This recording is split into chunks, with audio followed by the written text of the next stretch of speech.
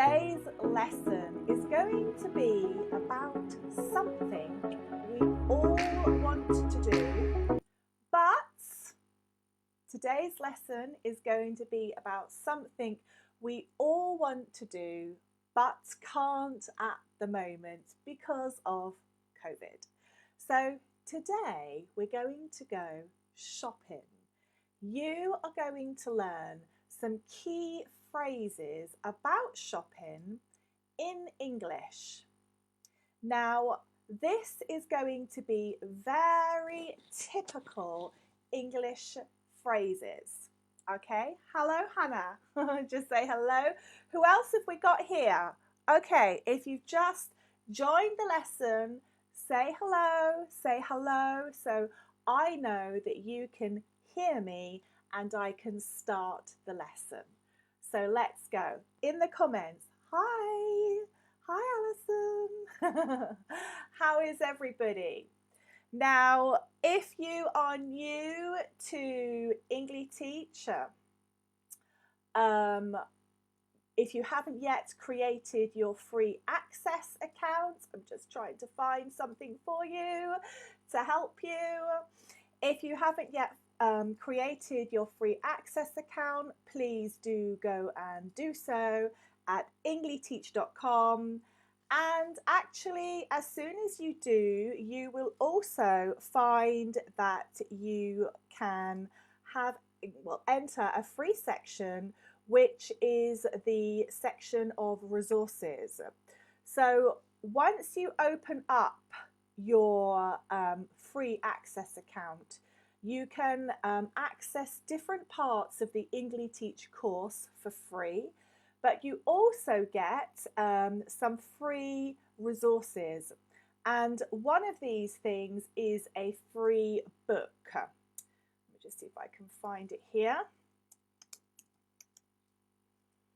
One of these things is a free book, and the free book actually helps you to learn English independently. It's a book that's written by Engli-teach, and it is there to help you learn lots of different techniques. This is the book, Choose Your Own Adventure Learning, and you can access this by going to the website leadinglanguages.com, and which is here, and opening your free access account. Okay, who have we got here? Hannah, hello, you love shopping, good. What sort of shopping do you like, Hannah? Tell me. Hello, Sahal. Hello, Tutankhamput. Hi, I haven't seen you for a while in our live lessons. Hello, Tutankhamput. I hope I said your name okay. All right, let's get started. So the first element of shopping when we are talking about shopping in English that I want to talk about are two phrases that we say when we want to go shopping. And these phrases are, let me show you. I'm just going to write it up here for you. These phrases are do shopping and go shopping. Okay? Do shopping and go shopping. Now, they don't always, they don't mean the same thing. They are all to do with shopping, but technically, if you are going to go food shopping, for example, you would say, so this is shopping like this. If you're going to go food shopping, you would say, I'm going to go and do the shopping. Do shopping. Do shopping is always kind of groceries, necessities. So we use the verb do. Do shopping.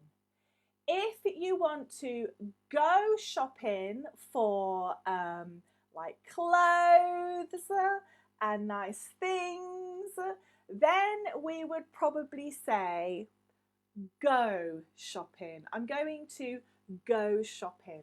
Oh, what are you going to buy? Oh, a new top, a new dress, I don't know, something nice for me. These are the key differences in the two main phrases when we are talking about shopping. Now, I also want to clear up something between American English and British English with shopping as well, because this is very common, and I'm from England, from the UK, I'm British from London, so I speak British English. Now, something I hear quite a lot is Americans will say store. I'm going to the store, okay? I'm going to the store. So instantly they've already used the go shopping that we would use if we were talking about a boutique or a clothes shop, and they use that for general shopping, okay? General shopping. But they also use the word store. Store. Here. Store. Now, in British English, we don't use the word store. Does anybody know what we would say in British English instead? What would we say? Drop it in the comments. Let me see. Has anybody done it? No. We would say shop. We don't say store, we say shop in English. In British English, we say shop. Shop. I'm going to go to the shop. Okay? You can't say I'm going to do shop. You can't say that. It's not correct English grammar. It's do shopping or go to the shop, okay? Or go shopping. You can't do shop. You can do shopping, but you can't do shop. That was so confusing. Let me write that down for you.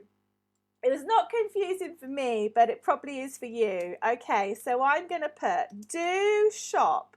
We can't do, so that is going to get a cross through it in a minute. But we can say do shopping. The same way, you can't say go shop.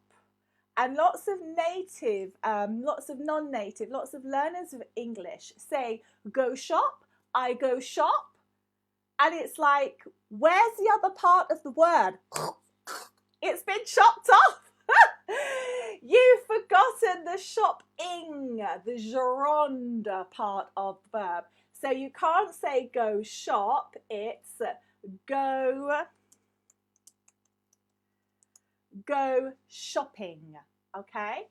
So don't say do shop, don't say go shop. You can't say that.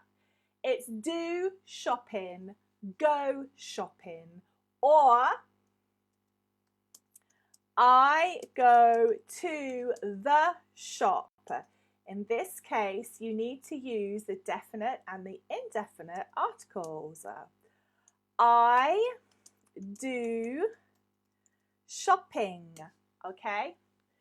And this is where you need to start paying attention to the ends of your verbs because of the tenses that you're using. Okay, any questions on that complicated but simple but complicated note? Thank you, Hannah. Okay, so yes, in England we say a bookshop. In America, they say a store. However, this is in everyday shopping, when we physically go to the shop. So if I actually go off walking to the shop or driving to the shop, I would say shop. But when I'm shopping online, is this going to be different? Is this going to be different if I'm shopping online? What do you think?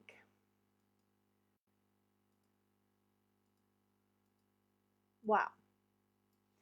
Here is another similarity. American English will say add to cart, to cart. And we do use this. We have adopted this now in British English. On an internet site, if I was shopping on the internet, I would use the phrase cart. But if I went to a shop in English, in England, and I said, do you have a cart? They would think I was talking about a cart and horse, okay? They would think that I was talking about a cart and horse, okay? Where in actual fact, I'm talking about a shopping trolley, okay? A shopping trolley. So in English, we say trolley. Just trying to pull this down for you. Has anybody come across this before? Anybody ever come across this before? Shopping cart and shopping trolley. So what this man has here, this, what he's carrying the food in, this is a trolley, not a cart, okay? So we say trolley, Americans say cart, but shopping online, you can also use this phrase, add to cart. Okay, next. All right, if I say to you, how much is it? If I'm shopping and I say, how much is it? What would you reply to me? What would your response be? Pretend you are the shop assistant and I say to you, oh, how much is this? I really want this top. How much is this? Or how much is it? What would you say? Who can tell me? Drop it in the comments, guys. Come on. Let's get moving. This is Sunday. This is Sunday. Let's get moving with English. Okay, how much is it? What would you say? Oh, very good, Hannah. It's £20. Yes. How much does it cost? Good, Sarita. How much does it cost? Yes. The price, yes. Or you might say, look on the, what's this? Look on the, it would be a little bit impolite to not say the price and to say, oh, go look on the, but what is this? What do we call this? Go look on the, what is this? What is the name of this? What is it?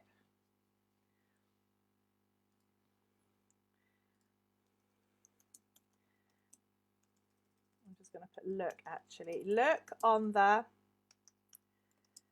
price tag. Price tag. And again, this is like this little word that people can't, they just don't often remember or know.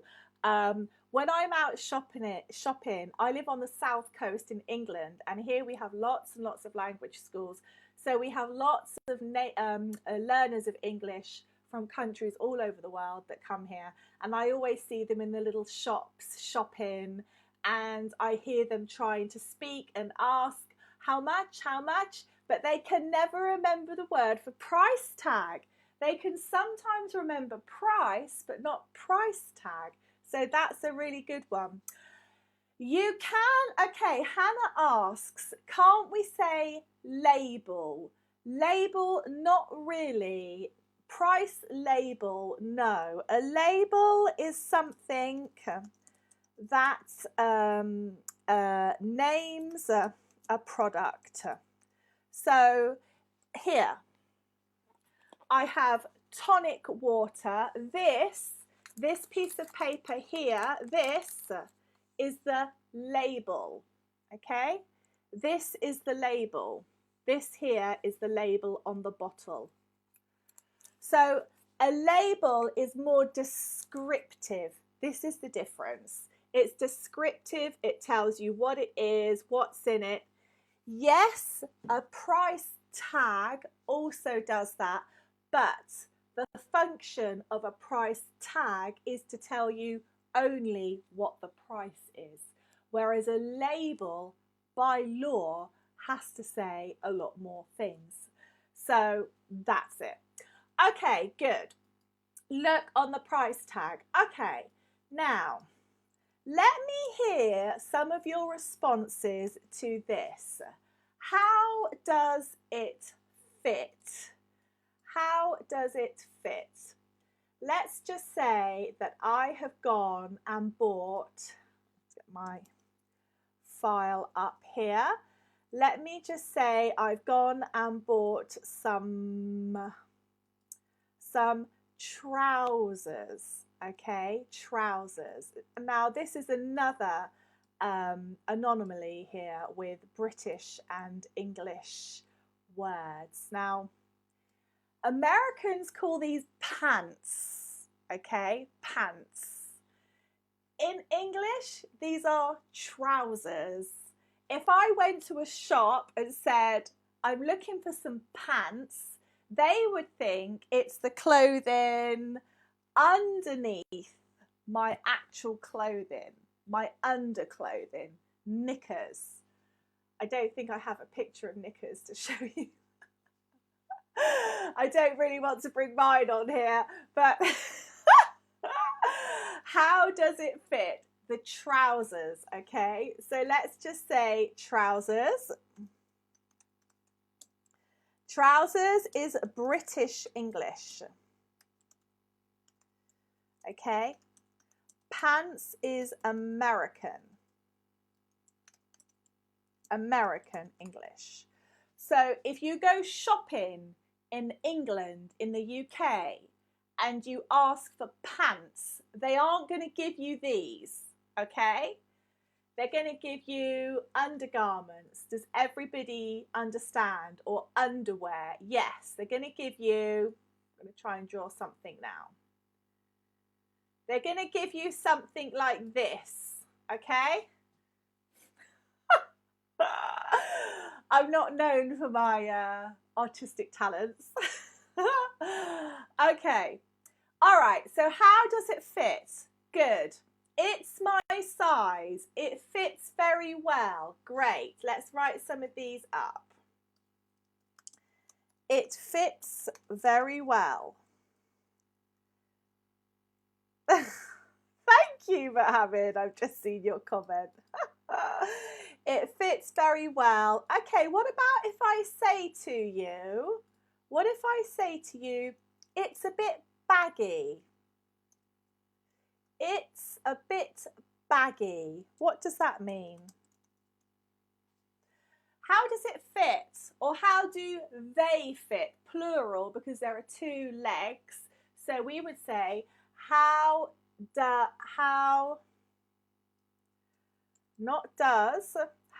do they fit? This is plural. If it was just one t-shirt or a top, you would say, how does it fit? Okay, how does it fit? This is singular. Okay, so it's a bit baggy, baggy, baggy. This is baggy, baggy. Can you see here? Baggy. It means it's like a little bit large. It's loose. It's baggy. It's loose. That's what this means. It's a bit baggy, which means loose, or not tight. Okay, a little bit large. A little large. But if you say something is large, that can mean all over. Whereas this is loose, it still fits, but it's loose, it's baggy, okay? Baggy is a very common word, okay? Hannah, baggy doesn't always mean large. You have to be careful how you use it. It doesn't always mean large. A little large, a little, okay? All right, now what if I say it fits me like a second skin, or they fit me like a second skin? They fit me like a second skin. And people use this phrase a lot. They fit me like a second skin. Or often, if you're talking about someone, which you shouldn't really do because it's rude, but everybody does it, and you see someone wearing some clothing that is, yes, Hannah, way too tight for them, like really like this, like too tight for them. And it's often someone that shouldn't really be wearing something that tight because it reveals all of their assets. Okay, so too tight. Too tight. They fit me like a second skin means too tight, okay? A second skin is really, really, really tight, like leggings, okay? Or sportswear. I'm going to put or sportswear. Okay, very good. Now, if I say to you, how is it? Okay, how is it?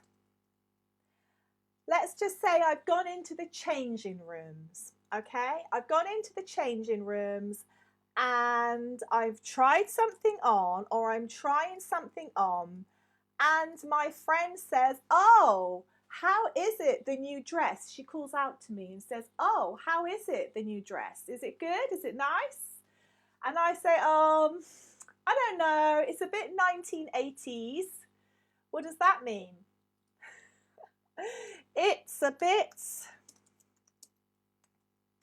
1980s. What does this mean?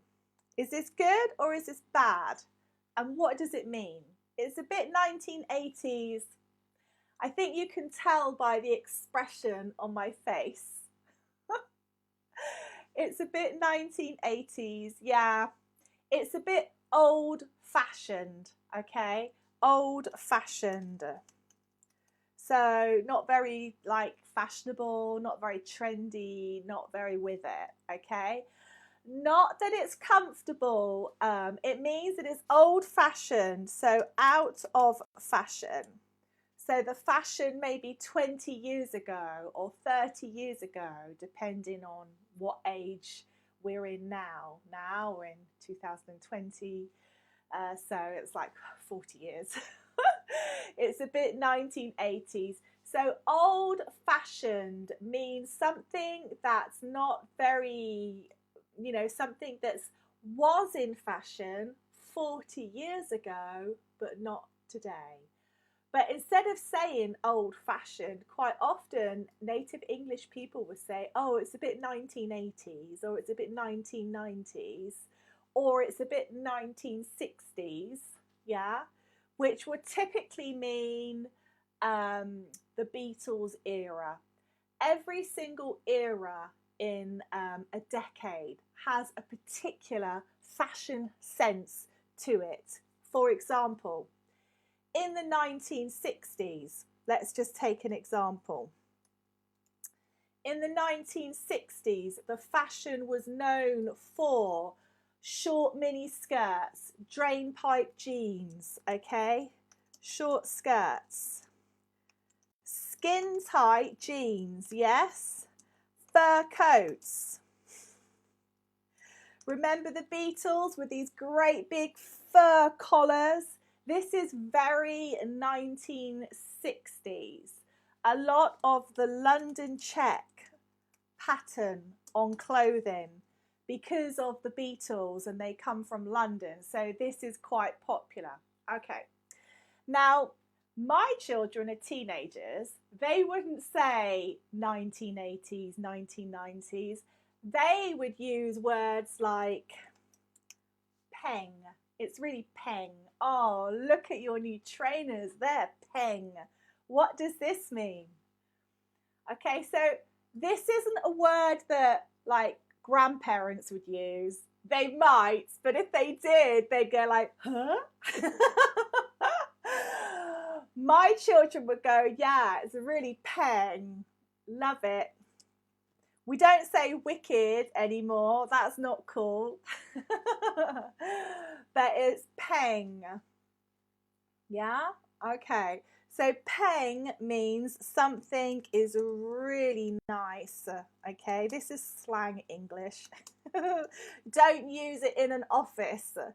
It's not offensive, but it's not fitting for work. It's with friends, family. Go shopping with your friends. Oh, look at those new trainers. They're really peng. I really want them. Okay, so peng is something really nice. Really nice. And most importantly, it's often something that you really want. Okay. Okay, now, did you enjoy your shopping? Oh, you're back from shopping. You've tried on loads of clothes. You've come back with loads of bags. And your girlfriend, boyfriend says, oh, did you enjoy your shopping? What sort of things could you say? Did you enjoy your shopping? What sort of things are you going to say? Yes, Hannah, peng is informal. Yes, definitely. I'm just going to go through the comments whilst I am waiting for you to put some comments in for did you enjoy your shopping?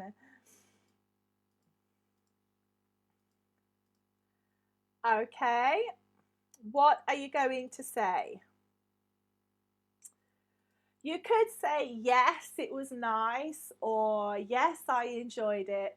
But something lots of people would say is, oh, you know, I was like a big kid in a sweet shop. Now, what does this mean? And this is, again, a very typical English phrase. Any type of shopping, shopping for cars, shopping for clothes, shopping for trainers, shopping for TVs. Okay, I was like a big kid in a sweet shop. This just, I mean, you imagine if you're a child and you go into a sweet shop, you're going to be like, oh, yum, yum, yum, yum, yum. And this is the same type of phrase. Yes, I really enjoyed it. I really loved it. I was like a big kid in a sweet shop. So the big part here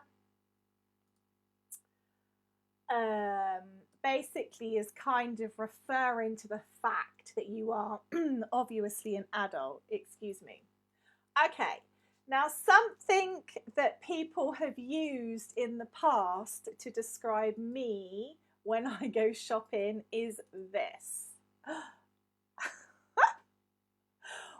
A glaze came over my eyes. You know when you walk into a shop and you instantly know this is the shop for me or it isn't. And when you first look at something and you go, oh, I like that, and then you see something next to it and it's, oh, and that, and that, and that, then your eyes become what we say fixated, and they become shiny like a glaze. And that's what a glaze is, a glaze. When cooks are cooking, they put sugar, watered sugar over cakes and things. That's a glaze. When a potter makes a pot, he puts a glaze, a liquid over it. before he puts it in the oven, in the kiln to cook. So that is a glaze. So it's something that is often, when you talk about a glaze, it's normally something that is nice, something that is luxury as well, often. Okay, a glaze came over my eyes. And this is another way of talking and communicating and adding extra depth into your sentences. Instead of just saying, yeah, it was nice, yeah, it was good, you can say a glaze came over my eyes. And your friends will go, oh, wow, what did you see? Why was that? What did you like? So what it does, it opens up the communication for more conversation. So very valuable. Okay, does anybody have any questions? Let me see. If you do, drop it in the comments. Thank you very much. Thank you for your comments. Very good. Thank you. Okay. I'd like to have some ideas on what you would like your next live lesson to be on, please, as well. Please don't say the coronavirus, because we've done so many lessons on the coronavirus. It would be nice to do something different. So tell me in the comments what you would like. What would you like for your next live lesson? And also with the course, with Engli-teach now, you can actually join in live video lessons. Okay, so you can actually practice your speaking in a group. We have our own virtual classroom on the website where you can join in live lessons, which is a really, really great way to actually practice your speaking. The lessons are with me or with any of my native English teachers, and the lessons have a structure, but they are more so that you can actually practice speaking the English more. Okay, so that's the focus of those lessons, is to get you talking and to get you speaking with correction if needed. Okay, excellent, everybody. Thank you very much for your presence today, and I will see you in the next live lesson. Big loves to everyone. See you soon. Take care. Goodbye, and thank you. Okay, Hannah. Noted. Keep dropping it in the comments and let me know. Bye.